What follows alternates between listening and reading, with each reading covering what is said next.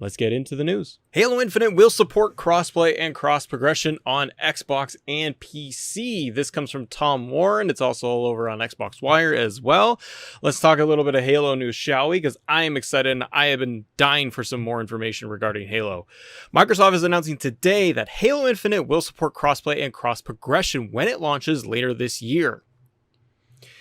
This allows PC and Xbox players to match together and play Halo Infinite campaign, and support also extends to multiplayer. Any multiplayer customization and progress will sync across PC and Xbox.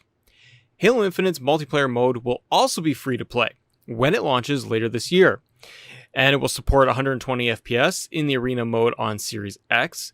Microsoft is also ensuring all of the customizations PC players expect are available inside Halo Infinite. This includes support for ultra-wide monitors, triple keybinds, advanced graphics options, and other customizations.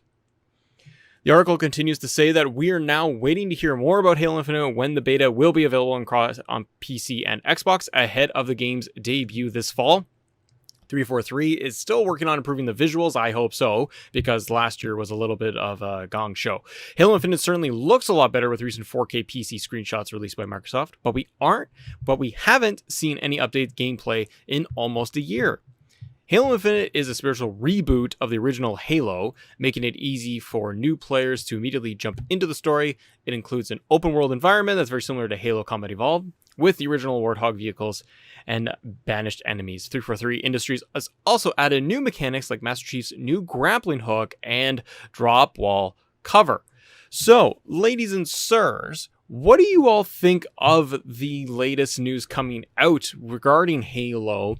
And we got cross-play, cross-progression. This is great news. I don't think this is terribly a huge surprise for anybody, because I think that we were all kind of expecting that with a giant franchise like Halo, that they would be pushing this thing out as much as they could, getting it across the PC and the Xbox marketplace. It only makes sense.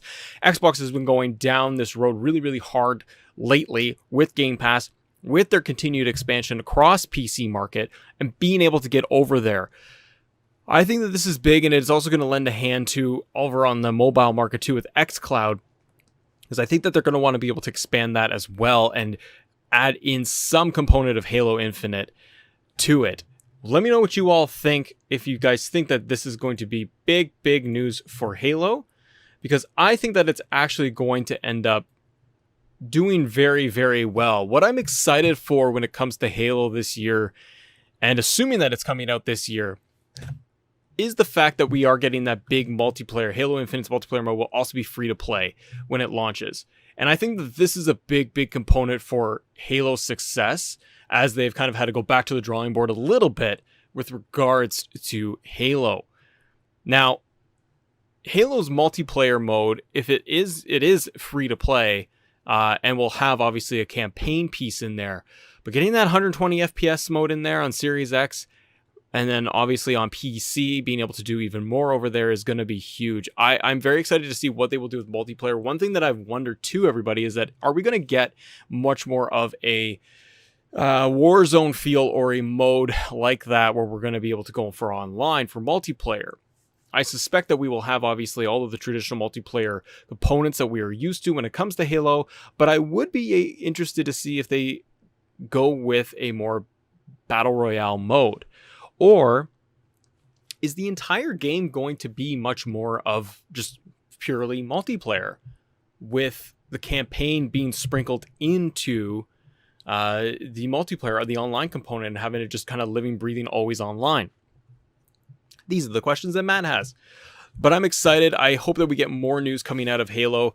The other thing too is that I suspect, and it's only me guessing here, guys, is that I suspect that we would get some news and some notifications regarding Halo seeing something at E3 this year. We're getting a full digital event when it's coming to E3 this summer, and Halo Infinite, in my eyes, needs to be on there, and we need to have a pretty big presence with Halo. If you're Xbox, you've got a couple of months for this thing to come down the pipe, and now's the time. You know, you've had great momentum if you're Xbox, being able to go month over month with increases to Xbox Game Pass, being able to increase their library, just owning the conversation and dominating things on the player front when it comes to consoles, when it comes to their player base and expanding. Xbox players are excited. players and fans are excited and they're ready for more Halo and more Halo news. And I think that now is going to be the time at E3 for them to come out swinging with a large swing of the bat to be able to say, this is Halo. This is the updated version from what we released a year ago to show all of you.